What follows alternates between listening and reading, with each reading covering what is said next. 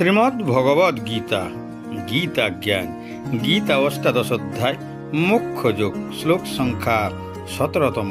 এই শ্লোকের সম্পূর্ণ বিস্তারিত বাংলা ব্যাখ্যা।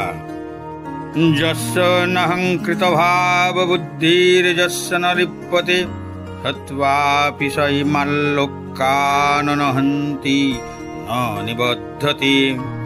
যার অহংকারের ভাব নেই এবং যার বুদ্ধি কর্মফলে লিপ্ত হয় না, তিনি এই সমস্ত প্রাণীকে হত্যা করেও হত্যা করেন না এবং হত্যার কর্মফলে আবদ্ধ হন না। পূর্ববর্তী শ্লোকে অশুদ্ধ বুদ্ধির বর্ণনা দেওয়ার পর শ্রীকৃষ্ণ এখন শুদ্ধ বুদ্ধির বর্ণনা দিয়েছেন। তিনি বলেন যে বিশুদ্ধ বুদ্ধি সম্পন্ন মানুষ কর্তা হওয়ার মিথ্যা অহংকার থেকে মুক্ত থাকেন। তারা তাদের কর্মের ফল ভোগ করতেও চায় না, অতএব তারা তাদের কর্মের ফল দ্বারা আবদ্ধ নয়। এর আগেও পঞ্চম অধ্যায়ের 10ম শ্লোকে তিনি একইভাবে বলেছিলেন যে যারা তাদের কর্মের ফল থেকে বিচ্ছিন্ন থাকে তারা কখনো পাপ দ্বারা কলুষিত হন না।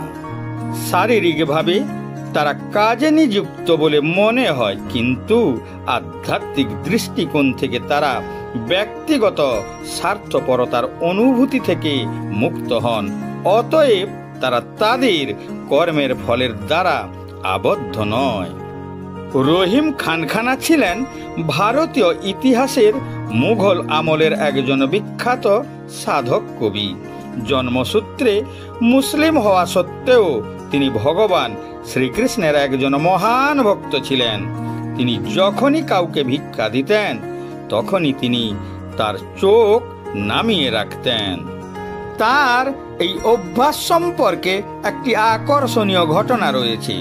কথিত আছে যে সাধক তুলসীদাস রহিমের এই পদ্ধতিতে ভিক্ষা দেওয়ার কথা শুনে তিনি একবার রহিম খানখানাকে জিজ্ঞাসা করেছিলেন, ऐसी देनी देन जो की तो सीखे हो सैन, जो जो कर ऊंचो कर तो नीचे नाइन। শ্রীমান, আপনি কিভাবে ভিক্ষা দেওয়ার শিল্পকলা কোথা থেকে শিখলেন? ভিক্ষা দেওয়ার সময় আপনার হাত যতটা উঁচুতে থাকে ততটাই আপনার চোখ নিচু হয়ে থাকে। রহিম খুব দ্রুতভাবে এর উত্তর দিয়েছিলেন, देनहार कोई और है, भेजते है दीन रैन, लोग भरम हम पर करे, जाते नीचे नैन। দাতা একজনই, যিনি দিন রাত দিয়ে থাকেন, তিনি অন্য কেউ, কিন্তু লোক আমাকে এর কৃতিত্ব দেয়। আমি নাকি দান দিয়ে থাকি, তাই আমি যখনই ভিক্ষা দেই আমার চোখ নামিয়ে রাখি। আমাদের সাফল্য কিংবা কৃতিত্ব কেবল আমাদের দ্বারা হয় না, এ সকলই স্বয়ং ভগবানের দ্বারা হয়ে থাকে। কিন্তু আমরা নিজেদেরকে এই কৃতিত্বের কর্তা মনে করে অহংকারে গর্ব করি। তাই আমি চোখ নামিয়ে রাখি এই অহংকারের অনুভূতি থেকে মুক্তি পাওয়ার জন্য।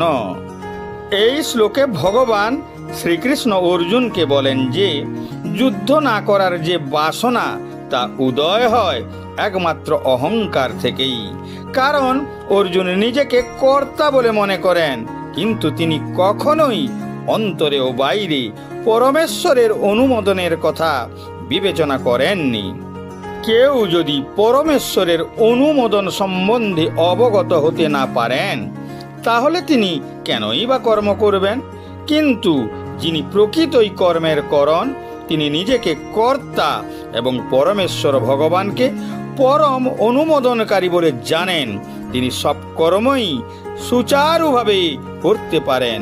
এই ধরনের মানুষ কখনোই মোহাচ্ছন্ন হন না। নাস্তিকতা, অহংকার অথবা কৃষ্ণ ভাবনার অভাব থেকে ব্যক্তিগত কার্যকলাপ এবং তার দায়িত্বের উদয় হয়। যিনি পরমাত্মা বা পরম পুরুষোত্তম ভগবানের নির্দেশনায় কৃষ্ণ ভাবনাময় হয়ে কর্ম করেন, তিনি যদি হত্যাও করেন তাহলেও তা হত্যা নয়। তিনি কখনোই এই ধরনের হত্যা করার জন্য তার ফল ভোগ করেন না। এর প্রমাণ কোন সৈনিক যখন তার সেনাপতির আদেশ অনুসারে শত্রু সৈন্যকে হত্যা করে, তখন তাকে বিচারের কাঠগড়ায় দাঁড়াতে হয় না। কিন্তু কোন সৈনিক যদি বাহুশক্তির অহংকারে তার নিজের ব্যক্তিগত স্বার্থের উদ্দেশ্যে কাউকে হত্যা করে, তাহলে তা অবশ্যই দণ্ডনীয় অপরাধ বলে বিবেচিত হয়।